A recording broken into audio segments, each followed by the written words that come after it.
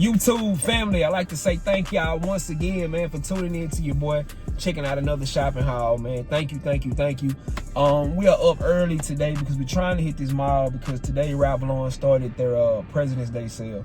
They're doing 25% off, and hopefully we can see what other sales they have going on in the store today. And a major plus to this video, my package from Ralph Lauren will be delivered today, so we will go pick that up. So if you haven't already, man, please y'all sub to the channel. We're on our way to 10,000 subscribers for the year. And I think I gotta start shout out my Instagram more too. That is Scotty_Nino. If you haven't followed me there already, follow me there as well. But yeah, as I was saying, 25% off sale, President's Day sale today. So hopefully they got some more stuff in there that we can grab. So come on, man, let's go see what the store got to offer. Let's get to it.